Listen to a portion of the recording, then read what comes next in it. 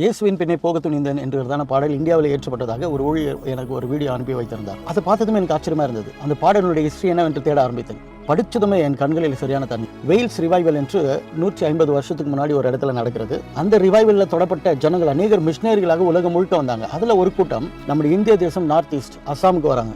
அந்த இடத்துல head under என்கிறதான ஒரு ட்ரைப், அவங்களுக்கு ஆண்டவரை குறித்து சொல்ல அதில் நோக்சாங் என்பவர் ஆண்டவராகிய இயேசு கிறிஸ்துவை ஏற்றுக்கொள்கிறார். அவங்க குடும்பம் ஏற்றுக்கொள்கிறது. அந்த வில்லேஜில் அநேகர் ரட்சிக்கப்படுறாங்க. ஜனங்கள் ரட்சிக்கப்படுகிறது பிடிக்காத அந்த ட்ரைப் தலைவன் இவர்களை கூப்பிட்டு வில்லேஜ் ஜனங்கள் மத்தியில் இயேசுவை மறுதலி இல்லைனா நான் உங்களை கொல்ல போறேன் என்ற ஒரு முடிவு வருகிறார். அப்பொழுது நோக்சாங் என்பவர் சொல்கிறார், இயேசுவின் பின்னே போக துணிந்தேன், பின்னோக்கே நான் என்று. அந்த ட்ரைப் தலைவனுக்கு வந்த கோபத்தில் இவருடைய 2 பிள்ளைகளை கொன்று விடுகிறான். அப்பொழுது சொன்னான், உன் மனைவி இப்போ நான் கொல்ல போறேன், இயேசு மறுதலிக்கிறேன் என்று. அப்போ சொன்னாராம், though no one joins me still I will follow. இன்னும் கோபம் உண்டு அந்த தலைவன் அவங்க மனைவியை கொன்று விடுகிறான். அப்போ கடைசியாக கேட்டானா, உயிர் மேல் ஆசை இருந்தால் இயேசு மறுதலி என்று. அப்பொழுது இவர் சொன்னாராம், சிலுவையின் முன்னே உலகம் என் பின்னே பின்னோக்கே நான் என்று சொல்லி முடிக்க இவரையும் கொன்று விடுகிறான். குடும்பமே இயேசுக்காக மறிக்கிறாங்க.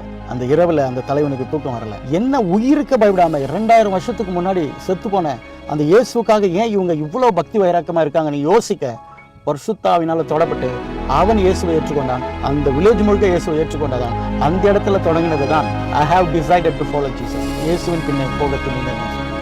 வாழ்க்கையில எதையும் இழக்கலாம், எதற்காகவும் இயேசு இழக்காத ஜனங்கள் இன்றைக்கு உலகத்தில் சாதனை படைத்திருக்கிறார்கள். May God bless you.